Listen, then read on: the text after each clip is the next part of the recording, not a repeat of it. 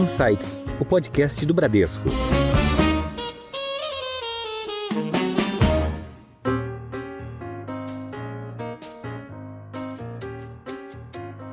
Eu acho que essa política de reindustrializar os Estados Unidos e, como parte disso, uma estratégia de desvalorizar o dólar, eu acho que é uma coisa que vai ser uma tendência que não se esgotou ainda não. Para falar a verdade, eu acho que está no começo ainda disso. E na medida que a gente for vendo as quedas de juros, né, que mesmo que já estejam na curva, a gente sabe que quando elas acontecem, né, acaba afetando também o fluxo. E eu acho que se ele colocar alguém com alguma influência política, né, como presidente do Fed, eu acho que as quedas de juros vão ser talvez um pouco além do razoável. A capitalização do mercado americano representa 60% da capitalização global, enquanto o Brasil representa 0,6%. Então, assim, se 1% do dinheiro que está nos Estados Unidos vier para o Brasil, assim, em tese você não tem papel, você teria que dobrar a quantidade de empresas na Bolsa Brasileira para comportar um fluxo desse tamanho sem mexer muito no preço, né? Olá, você ouviu agora alguns destaques de hoje, mas tem muito mais discussão interessante nessa conversa. Eu sou Mariana Sartor, esse é seu podcast semanal. Para uma análise do cenário atual, perspectivas e como os desafios macroeconômicos influenciam os investimentos, convidamos para o episódio de hoje os especialistas da Vinci Compass, uma gestora de investimentos alternativos brasileira que tem atuação global, que passa por private equity, crédito, real estate, equities, entre outras classes de ativos, com mais de 304 bilhões de reais sob gestão. Roberto, Head de Equities, seja bem-vindo ao Insights. Obrigado, Mari. Prazer estar aqui. E também está conosco para esse bate-papo José Carlos Carvalho, sócio estrategista-chefe da Vinci Compass. Obrigada pela participação. Não, o prazer é meu, a gente está aqui para bater esse papo aí sobre economia e mercados, que é sempre no Brasil um desafio muito grande. Então acho que vai ser legal essa conversa. Obrigada. Zé Carlos, começando pelos fatores externos, com a sinalização de aproximação recente entre Lula e Trump, como vocês avaliam o cenário de riscos de política americana para o Brasil? Vamos lá, esse a gente acabou de falar que tem muitos desafios assim de mercado, né? E acho que esse é um que tem virado radicalmente para um lado e para o outro, com essa última virada que deu agora da amizade aí entre Trump e Lula. Bromance, né? Então, assim, a princípio a gente sempre achou que não teria um impacto muito grande no Brasil. Por quê? Primeiro porque a relação comercial do Brasil com os Estados Unidos é pequena. O superávit comercial do Brasil com os Estados Unidos ao longo de um ano é mais ou menos aproximadamente um bi positivo, um bi negativo, não é quase nada. Mas se a gente olhar as exportações como um todo, são 2% do PIB. Mas esses 2% do PIB, muito disso é commodities. E commodities é muito difícil você colocar tarifa. Se você colocar tarifa, quem compra é que paga. Então, no final das contas, como os Estados Unidos sabem disso também, a tarifa foi de 50%, mas tinha um desconto de 47%, né? Porque vários itens, suco de laranja não pagava, avião da Embraer não pagava, vários itens não pagavam. Então, na verdade, não era tão efetivo. Então, o impacto direto que isso teria na economia brasileira é muito pequeno, e a gente viu isso que na balança comercial quase não teve efeito nenhum. Agora, com essa novidade da química que rolou lá na ONU entre Trump e Lula, eu acho que existe até a perspectiva de ter alguma melhora aí a negociação. O pessoal fala de negociações sobre terras raras, que os Estados Unidos têm interesse, pode até ter uma redução maior. Então a gente achava que o impacto, no pior cenário, não era muito grande, e se tem uma perspectiva de melhorar, eu acho que vai ser menos relevante ainda. Então eu acho que esse tema aí é um tema que meio que ficou para trás no Brasil, é um risco aí que eu acho que, exceto eventualmente alguma empresa específica, muito mais no nível agregado assim, da economia, eu acho que é um tema menos relevante agora. Risco dissipado.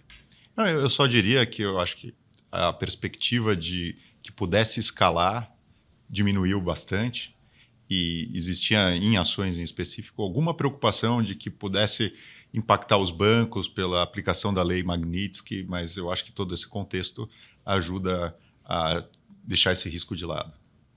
E, Roberto, a migração de fluxos de renda fixa para equities no Brasil pode acelerar, mesmo com juros ainda em 2 dígitos, você acha?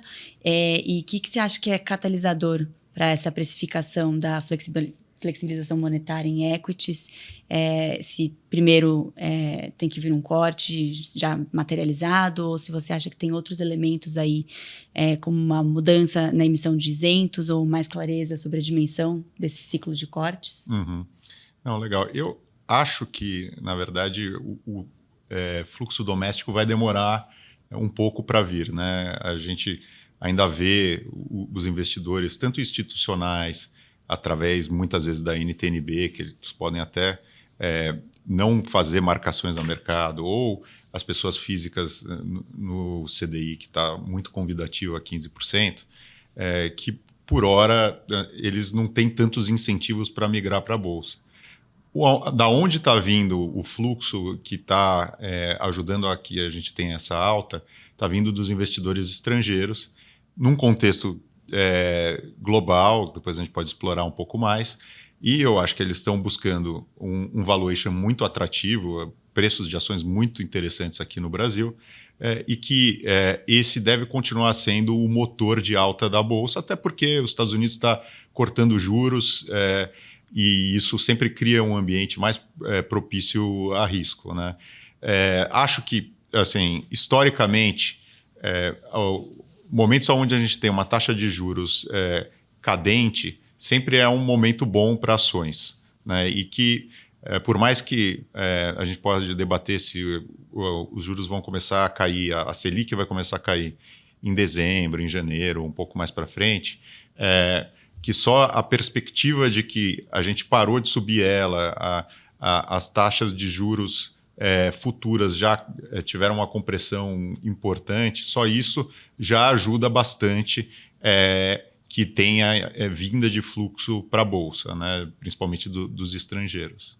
Não sei se você quer complementar. Não, acho que é isso mesmo que você falou, né? Só acrescentaria... Sim, primeiro o que você falou, assim, o custo de oportunidade para o gringo é menor, né? Então o juro é menor, o mercado lá tem PIs de 22, né? E aqui no Brasil é 9, então ele vê isso como barato, e como o custo de juro é menor, ele que vem primeiro. E no Brasil, como o Roberto falou, vai ter que começar a ver a queda de juros, que a gente pode falar daqui a pouco, né? Mas a gente sabe que os mercados, apesar deles serem ligados, juros e bolsa são dois mercados ligados, eles não se movem necessariamente no mesmo passo no dia a dia, né? Então, a gente está vendo aí a bolsa estava 110, 120, 130, 140, né? Então, às vezes a pessoa não vai ficar aqui no CDI, no dia que o CDI começar a cair, aí eu vou para a bolsa.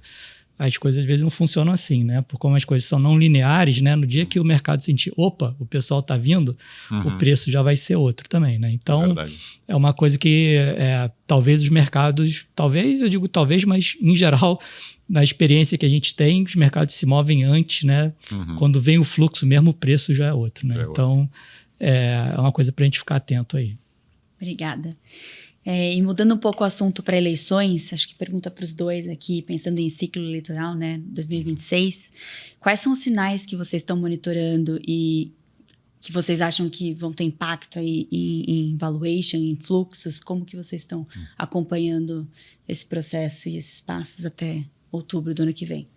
Então, eu acho que a gente não inventa muito a roda lá, a gente acompanha os trackings de aprovação do governo, a gente acompanha as pesquisas de intenção de voto, a gente tem falado muito com analistas políticos, mas de toda forma, assim, todas as projeções, elas são muito frágeis hoje pela distância que a gente está da eleição. Muitas vezes as eleições se decidem nos 2 meses que antecedem ela, alguma coisa assim, né? Então, eu acho que é por aí.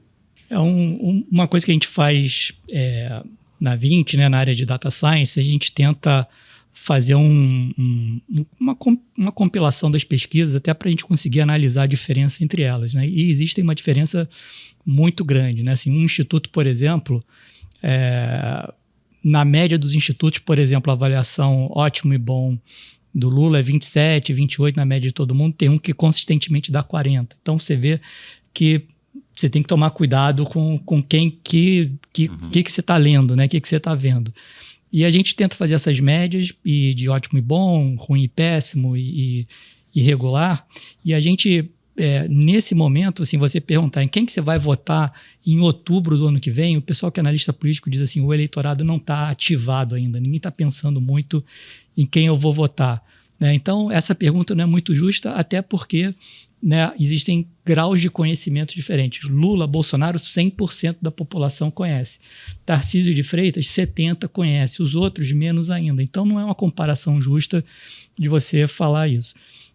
Então, uma coisa que a gente gosta de olhar é olhar o ótimo e bom, regular e ruim e péssimo. E quando a gente olha assim, quem diz que o governo é ruim e péssimo, em geral, 4% das pessoas votam no governo. Quem diz que é ótimo e bom, 85% vota no governo. E quem diz que é regular, 35% vota no governo. Então, uma coisa que a gente gosta de fazer é olhar essa avaliação do governo e tentar inferir quantos votos o governo teria se fosse hoje. Acho que hoje essa é uma pergunta melhor do que perguntar se você vai votar no Lula ou no Bolsonaro, no Lula ou no Tarcísio, né, porque ainda está muito longe. E quando a gente faz isso, né, assim, a gente vê uma votação do governo em torno de 39%, 40%. Né? Então, isso pode mudar, é dinâmico, a gente está vendo que a avaliação do governo está melhorando um pouco na margem, não o suficiente para ser muito relevante, mas eu diria assim, que os odds hoje parecem de ter uma alternância de poder. Né? Outra coisa relevante é que quando você vê a experiência internacional, né, existem estudos sobre isso, né, que antigamente o incumbente tinha uma vantagem, né, da reeleição. Né? Eu estou no governo, eu ganho.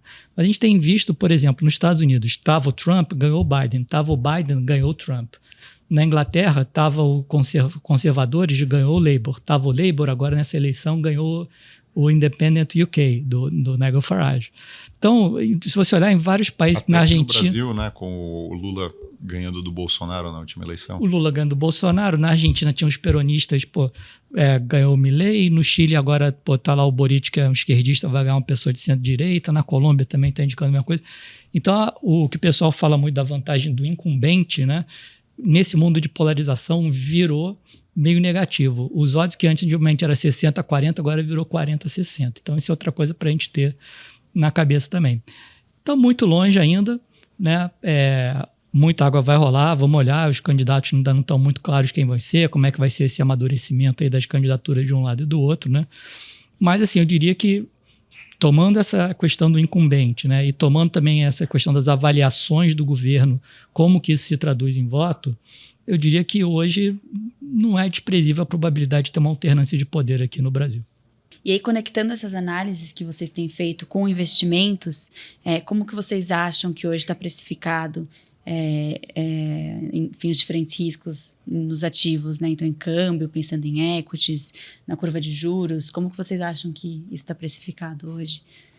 Bom, eu posso começar falando aqui de equities, depois passar a bola para o Zé. Eu diria que em equities a gente não consegue perceber praticamente nada de precificação de eleição, né? E qual é o termômetro para a gente afirmar isso, né? Se você olhar a performance da Bolsa Brasileira em dólares esse ano, ela está subindo mais ou menos uns 40%. Né? A Bolsa Mexicana está subindo um pouco mais, uns 43%. A Bolsa da Colômbia está subindo 60%. A Bolsa do Chile também está subindo uns 40%. Então, na verdade, a gente está vendo que grande parte desse fluxo que veio para o Brasil, ele também foi para uma série de outros países emergentes. E eu acho que isso está muito ligado ao contexto de alguns investidores estarem um pouco querendo sair do dólar, está ligado ao fato de que os valuations aqui estão muito mais baratos do que lá fora, como o Zé já tinha comentado. E então, assim, a gente tem vários exemplos de situações de países onde não estão em eleição e que estão subindo o que o Brasil está subindo, né? Assim, eu concordo com o Roberto, sim, eu acho que a precificação ainda é pequena, então eu vou puxar aqui um pouco um assunto para incluir aqui a questão do Copom, né? Então acabou de sair uma ata do Copom relativamente conservadora, né? Falando sugerindo aí que vai persistir com juro alto por mais tempo, né? E até, né, vamos, assim, a nossa visão na 20 é que o juro começa a cair em dezembro, né? Muita gente mudou para janeiro, ou então fevereiro não tem Copom, então para março. E como é que eu vejo isso até para chegar no ponto do que está no preço, né? O Copom, ele tem 2 instrumentos para fazer a política monetária funcionar. O juro mesmo e a comunicação, né? O juro é muito caro de fazer, a comunicação é mais barata, né? O Copom no Brasil, né, botando o juro em 15%, ele pagou o preço caro, né? Ele subiu o juro, então muita gente, em inglês existe a expressão talk the talk and walk the walk, né? Então assim, fez o papo, mas muita gente fala, mas não faz alta de juro. O Brasil aqui não, a gente subiu o juro mesmo. Qual a situação agora? Ele subiu o juro. Será que ele faria sentido ele falar muito dove para a curva desfazer o que ele fez? Ele botou o juro em 15, mas daí o juro de 1 ano vira 13, o juro de 2 anos vira 11, o juro de 3 anos vira 10. Não, porque ele fez o caro e com as palavras ele vai desfazer isso que ele fez, né? Então, eu acho que o Copom, né, ele vai falar rock até muito perto dele cair. Então, eu não me impressionei muito com isso, porque para mim faz sentido que ele atue dessa maneira, porque o elemento de comunicação que ele também está tentando passar para afetar a política monetária, ele quer que manter a curva mais ou menos com juro alto também, para isso ajudar a frear a economia. Então, é por isso que eu vejo isso daí. E por causa disso, eu acho que ainda tem pouca coisa precificada na queda de juros, né? Sempre que começou a queda de juros nos outros ciclos, se a gente olhar, na média, o mercado já precifica 400 basis points de queda, né, no início da queda de juros, né? Hoje em dia a gente está falando mais ali perto de 200, 250, não está saindo. Então ainda tem muito mais para precificar de queda nos DIs ali. Então, assim, eu acho que começou ligeiramente, o Banco Central está falando conservador para amplificar a potência da política monetária. É um IPCA muito bom, né? A parte de serviços teve uma queda significativa. Eu acho que vai continuar vindo nesse sentido. Tem muito ruído, tarifa de Itaipu cai no mês, sobe no outro, né? A bandeira vermelha da energia, que agora vai continuar em vermelha 1, depois para amarela, quem sabe verde no final do ano. Mas assim, acho que vai ter muitas modificações, mas a gente acha que vai normalizando. E a gente acredita que no final do ano, o modelo do Banco Central, né, que hoje, e para o horizonte relevante da política monetária, falou que no meio de 2027, né, o Banco Central ele não decide com base na inflação de hoje, ele decide com base na inflação daqui a 1 ano e meio. E quem é que sabe qual é a inflação daqui a 1 ano e meio? Ninguém sabe, só o Banco Central através do seu modelo, né? Que também é muito impreciso, mas enfim, é o que temos, né? Ele acabou de sair no relatório de inflação dizendo que daqui a 1 ano e meio, lá no horizonte relevante do meio de 27, né, que vai ser o horizonte relevante de dezembro, está em 3,4. Mas a gente acha que a inflação caindo até o final do ano, com mais 6 meses do juro, né, muito acima do juro neutro. O juro neutro é 5%. O juro curto de 1 ano está acima de 10%. Então, com mais esse período de retração monetária, a gente acha que no final do ano a inflação no horizonte relevante dá muito perto de 3%. A inflação de fato vai ser um 4,6%, 4,7%, mas o Banco Central fala que daqui a 1 ano e meio vai estar perto de 3%. E aí eu acho que tem as condições aí para começar a cair. Então, assim, eu acho que aí vai começar a precificar mais coisas, tanto na curva de juros quanto na bolsa, e aí pode ter essa não linearidade que a gente estava falando antes, né? O câmbio é meio parente um pouco dos juros, só que o câmbio não é o real sozinho, né? A gente fala o real contra o euro, o real contra o peso mexicano, e o que a gente se importa mais é o real contra o dólar, né? O que está acontecendo é que o dólar tem oscilado muito de valor. Então, por exemplo, vamos falar do final do ano passado, né? O real disparou, foi até 6,30. Mas quando eu olho o euro no final do ano passado estava 1,18, na virada do ano foi para 1. O euro desvalorizou 18% muito rápido. E o real também desvalorizou. Que para mim é uma dica, mais ou menos assim, que não foi o real que desvalorizou, foi o dólar que ficou muito forte perto da eleição do Trump, né? Quando ele se elegeu.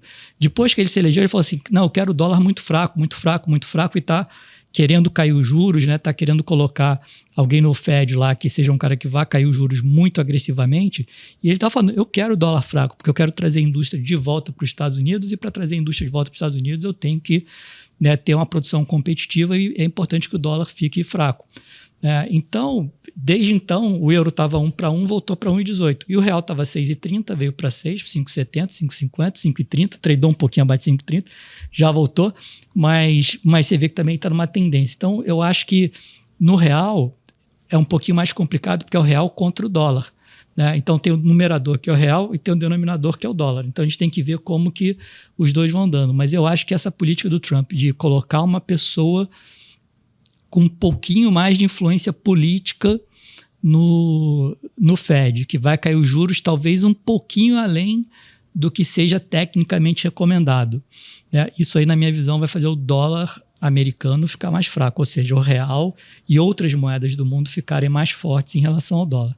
Então, eu acho que o real tem acho que caiu bastante, né? Tem que digerir um pouco esse nível de 5,30, né? Mas eu acho que a tendência aí é um dólar fraco e, portanto, um real mais forte, né? E se continuar o que o Roberto estava falando antes, né? O fluxo de investimento estrangeiro tem aumentado bastante para outros países, né? E para o Brasil em particular, né? Eu acho que aí é uma das explicações aí para o real fortalecer. Uhum. Obrigada. Aliás, até nesse ponto do fluxo, né, está entrando até aqui coisa como 10 bilhões de reais de investimento em bolsa estrangeiro, e é metade do que entrou no ano. Então, quer dizer, no ano entraram 20, nesse mês 10, e eu acho que estava muito num contexto do primeiro corte de juros que o Fed fez e da perspectiva de que vão ser 3 cortes, né, esse ano, ao invés de 2 que o mercado estava achando inicialmente. Então, realmente a gente está vendo acontecer isso que você está falando, Zé, de dinheiro vindo num contexto de juros cadente nos Estados Unidos e um dólar perdendo valor, né? E aí, puxando o tema aqui do ciclo de corte de juros que o Zé já começou para dentro de equities, Roberto, se você puder falar um pouquinho de quais setores você está se posicionando para capturar esse valor do ciclo de corte de juros e o que você carregaria em termos de setor até o final do ciclo? Joia. Não, super boa pergunta.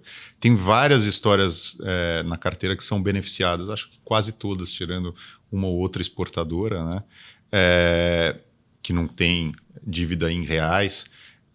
Mas eu acho que os setores que são claramente os ganhadores dentro da carteira são o setor de construção, que na verdade já está tendo assim, um momento fantástico por conta do Minha Casa Minha Vida, todos os subsídios que estão sendo dados aí para o programa. Também tem o setor de locação de carros, né, a Localiza, que é um negócio super intensivo em capital, então tem uma dívida enorme, tem uma facilidade maior de vender os carros usados num contexto de juros mais baixo, a tarifa pode cair com juros mais baixos e aumentar a demanda. Então, esse também é um setor muito ganhador. E tem as histórias de bancos ou serviços financeiros que são muito mais beneficiados num contexto de juros baixos, né? Então, a gente tem o BTG na carteira, que tem ido bem até nos momentos de juros mais altos, mas a gente pensa em partes muito importantes do negócio do BTG, como o negócio de trading, o negócio de banco de investimento, a asset, elas têm um terreno fértil com juros baixos, né? Então, a gente vê com muito bons olhos para esses setores domésticos, que a gente chama cíclicos domésticos, esse contexto dos juros mais baixos. Se eu tivesse que escolher um setor, como você falou assim, um setor para carregar, né? Aonde a gente está vendo assim, as melhores oportunidades estão no setor de construção, né? Porque a gente já tem um negócio que está gerando muito caixa, que é o negócio de baixa renda, né? A gente vê que na média alta renda, se a gente tiver juros mais baixos, a gente vai destravar muito a demanda, né? E a gente gosta muito da Cyrela, que está posicionada nesses dois setores e que opera muito bem, eu acho que é um dos caras que executa melhor. E, ao mesmo tempo, ela está muito barata, né? Ela está valendo o valor patrimonial dela, ela vale 5 vezes o lucro do ano que vem. Então, a gente acha que tem uma simetria e tem, num cenário otimista, ela tem muito para subir e teria pouco para cair num cenário mais difícil. Obrigada, Roberto. Inclusive, Cyrela, que é um papel que muito investidor estrangeiro gosta, né, da qualidade de execução, um papel com liquidez, então acho que você aproveita também desse fluxo que a gente está esperando do estrangeiro. Voltando para o Zé Carlos, você comentou a questão do movimento cambial que a gente viu, do dólar versus euro versus o real, e a gente vê muito brasileiro, inclusive, mandando ainda dinheiro para fora. Queria entender aí como que você está pensando para frente essa questão da valorização do real, considerando realocação global, considerando os problemas geopolíticos, o Trump e aí até essa questão da desdolarização dos bancos centrais no mundo. Como que você está vendo o movimento para frente, cambial? Joia. Esse negócio de falar de câmbio, você sabe que é para deixar os economistas humildes, né? Porque ninguém sabe. E até o grande Milton Friedman, né? Ele falou uma vez assim, que a maior parte dos mercados, depois que alguma coisa acontece, Friedman, sabia explicar por quê.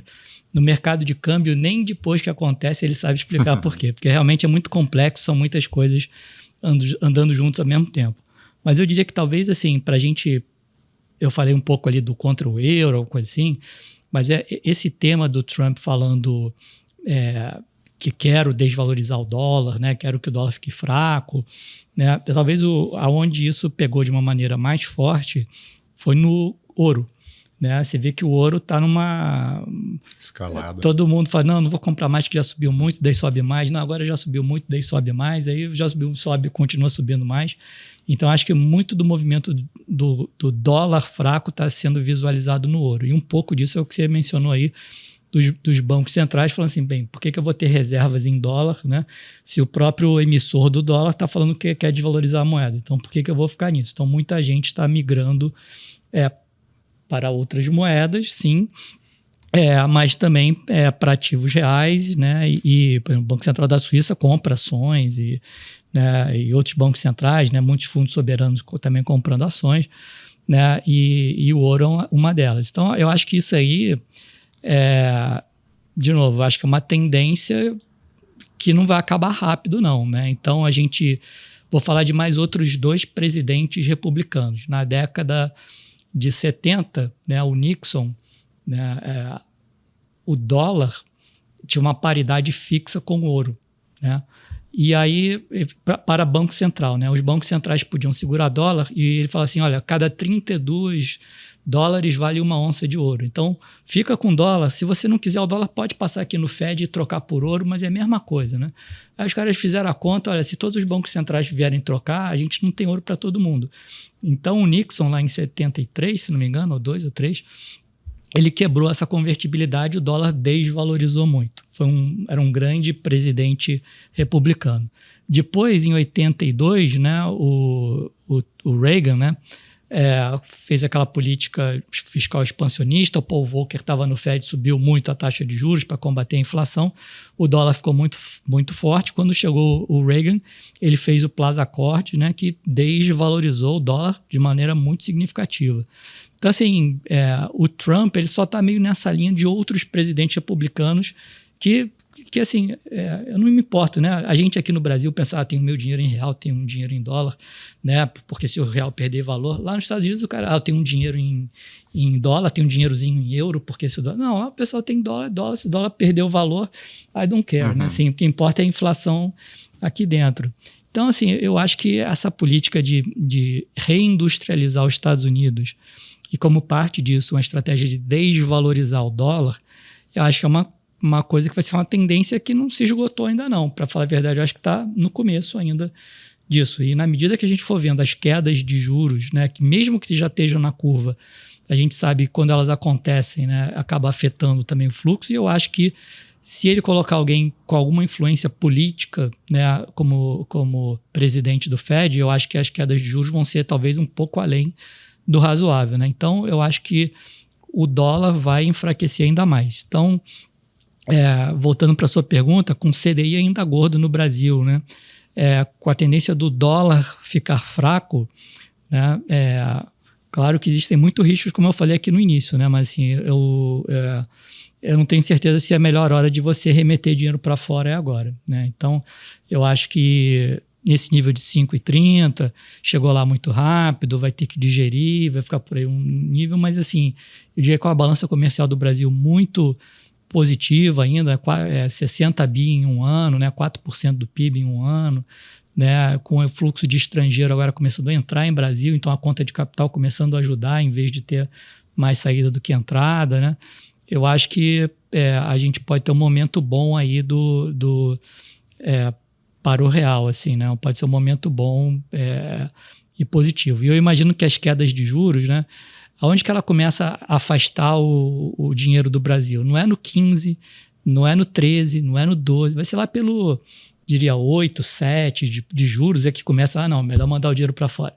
Mas assim, o ano que vem, se o FED começar a cair, ou se o Banco Central começar a cair, estamos falando o quê? De 12% ainda, né? No ano seguinte, estamos falando no máximo de 10%. Até porque o FED vai continuar cortando. E o FED vai continuar cortando também.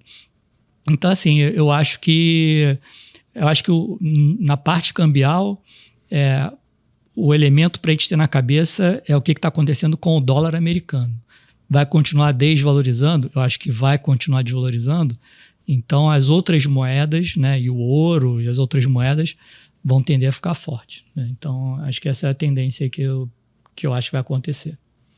Obrigada.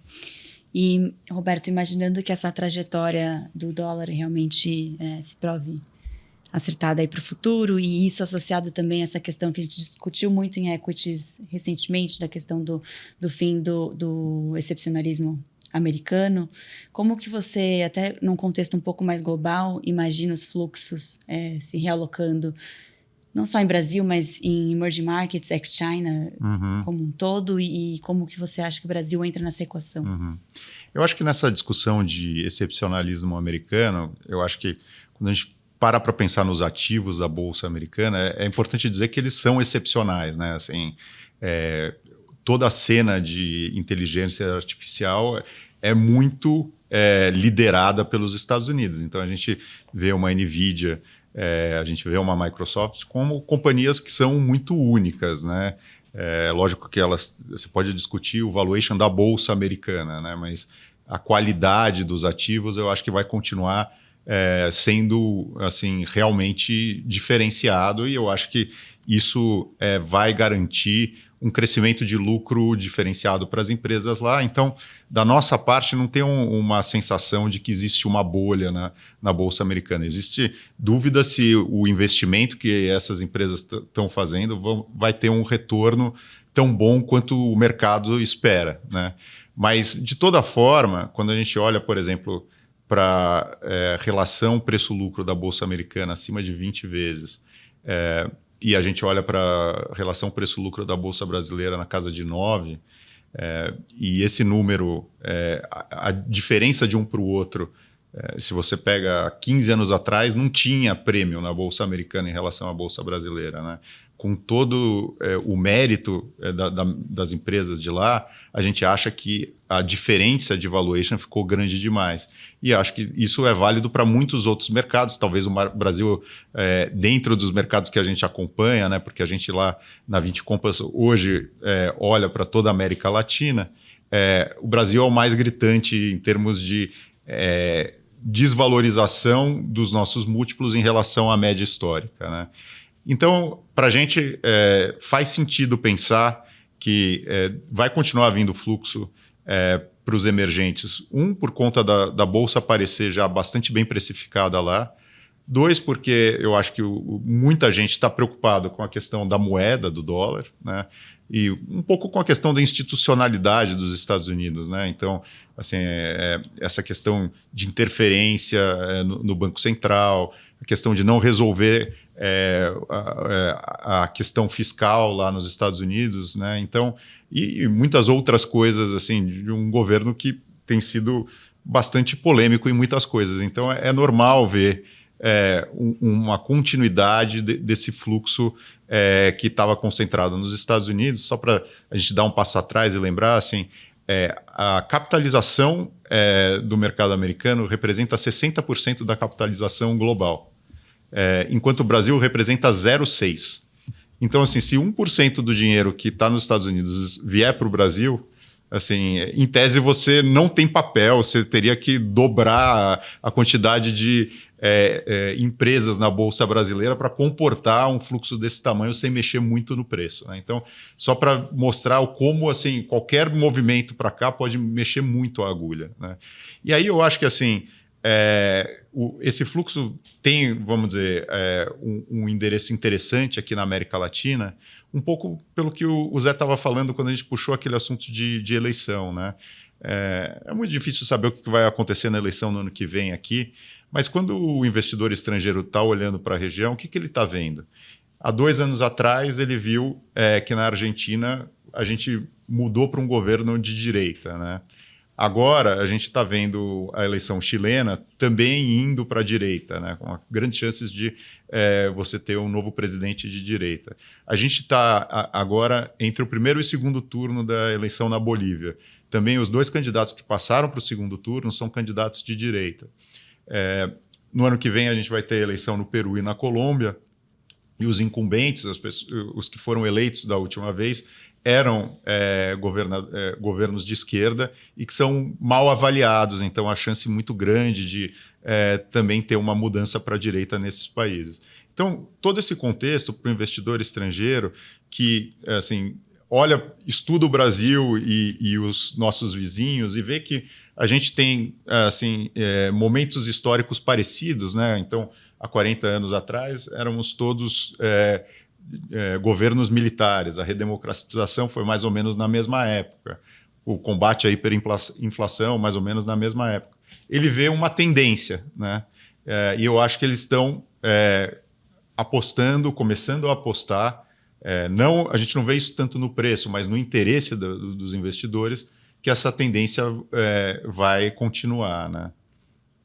Obrigada, Roberto. E aproveitando que você trouxe essa perspectiva de América Latina, e que a Vinci é uma das poucas casas no Brasil que realmente tem a plataforma que vocês têm para ter uma análise profunda desse mercado como um todo, se você puder falar um pouquinho mais sobre o que você enxerga de oportunidade nesses mercados, ou se realmente você acha que a simetria é mais interessante estar aqui no Brasil agora, nesse momento. Então, a gente tem um fundo que investe em América Latina, em ações da América Latina, e a nossa principal aposta lá é o Brasil, né? Então, respondendo a tua pergunta, a gente acha que aqui tem a maior oportunidade. Mas a gente gosta bastante também do Chile, é a segunda maior aposta nossa, onde a gente vê o preço das empresas lá é outra, mais caro, mas também a gente está falando aí de uma taxa de juro que é 3%, 4%, então o custo de oportunidade também é menor, é merecido que eles tenham outro patamar de múltiplo. E a gente está gostando bastante do Peru, porque o Peru é um lugar onde tem muito barulho na parte política, né? Então, teve um impeachment do presidente, mas quando você olha para os números econômicos, existe uma solidez muito grande. Então, eles crescem 3% ao ano há muitos anos. É uma das dívidas públicas mais baixas. E até eu pergunto para muita gente que eu conheço, diz quanto você acha que é a taxa de juros no Peru, né? Você sabe, Mari? Quer dar um chute? Então, é 3% também. Então, assim, é inusitado, porque assim, é uma taxa de juros de país desenvolvido, né? O presidente do Banco Central está lá há 20 anos, é o mesmo presidente. Então, e a gente então acha que tem um momento muito interessante econômico, porque eles estão tendo muitos investimentos em mineração, eles são um dos maiores produtores do mundo de cobre e de ouro, né? Então, assim, 2 commodities que devem ir muito bem nos próximos anos, e isso tem ajudado muito a que você consiga ter aí um desenvolvimento que vai para o consumo, ajuda os bancos. Então, esse seria a terceira aposta aí na região. Até para acrescentar uma não aposta, né? Acho que a gente também muito conscientemente a gente reduziu bastante o peso em Argentina, né? A gente, na 20 tinha um fundo dedicado de Argentina que a gente encerrou em abril, e o Roberto, na posição do fundo de América Latina de Equity, tinha uma posição pequena, porque a gente estava vendo assim, a possibilidade de ter problema perto da eleição, né? O câmbio muito apreciado. E vamos ver agora, tentar avaliar depois da eleição o que vai ser feito, né? Então teve uma salvação aí pelo presidente Trump aí dando um dinheiro, alguns dólares adicionais para dar uma sobrevida para a Argentina, mas eu acho que vai ser importante a gente olhar depois das eleições, que é no dia 23 de outubro, né? O que vai ser feito, porque manter o câmbio muito apreciado, o dinheiro vai acabar de novo, né? A gasolina acaba, então acho que eles deveriam aproveitar essa oportunidade para deixar o câmbio livre, né, num nível adequado, e aí sim acho que a gente poderia ter uma trajetória de recuperação mais a médio prazo da Argentina. Então vai ser importante esperar a eleição, primeiro ver o resultado da eleição, né, e segundo ver que política econômica eles vão adotar. Se for mais do mesmo, continuar com o câmbio apreciado, segurar a inflação só com câmbio muito apreciado, como foi aqui, entre aspas, na época do Plano Real, né, que quando soltou a inflação subiu um pouquinho. Se for isso, vai dar problema de novo. Mas se eles aproveitarem e soltarem o câmbio, que nem a gente fez no final do Plano Real, e usar a política monetária de fato para combater a inflação, aí eu acho que tem uma chance aí da Argentina dar certo a médio prazo. Então a gente também está acompanhando aí bem de perto aí o caso da Argentina, para se vai voltar a ser relevante no portfólio ou não. E nós que somos mais velhos, né, Zé? Lembra muito a gente lá em 98 para 99, que teve a reeleição do Fernando Henrique, e a gente tinha um câmbio que era atrelado ao dólar e que depois da reeleição a gente soltou o câmbio, né? Sim. Obrigada, Roberto. E aproveitando toda a sua experiência no mercado, né, uma das figuras realmente com mais experiência aqui na indústria de gestão, queria que você falasse um pouco mais sobre o seu call mais acertado da sua carreira, ou alguma ideia que realmente tenha dado muito certo que você possa compartilhar com a gente. Legal. Assim, a gente acertou bastante coisa, errou também algumas coisas aí, mas assim, um call que eu acho que foi um call que deu muito certo para a gente aí, e não faz tanto tempo. Na verdade, foi em 2018 e foi uma ação que a gente carregou aí por uns 3 anos. Hoje em dia ela está de volta na carteira. Foi a história da Eneva. Na verdade, a empresa ela chamava MPX, né, era uma das empresas do grupo Eike, e ela, assim como muitas das outras, teve vários problemas financeiros. Ela era uma empresa que teve estouro de investimento, frustrou nas receitas, mas no final, em 2017, 2016, teve uma mudança de controle, onde a gente teve o BTG junto com o pessoal da BW, se tornaram os controladores da empresa, e você teve todo um processo de saneamento financeiro. E era uma empresa que era muito difícil de você analisar, por um lado, porque ela misturava, para quem não sabe, ela é uma empresa que produz energia a partir de carvão e de gás natural, muito mais de gás natural do que de carvão, né? E você precisava entender das reservas de gás, da chance de ter gás, precisava entender da regulação do setor elétrico. Eram contratos muito específicos de geração de energia, e a gente lá na 20 tem a sorte de ter analistas muito bons em vários setores. Nesses setores foram chave para a gente, junto num trabalho de equipe, ver que tinha um valor muito grande nos ativos.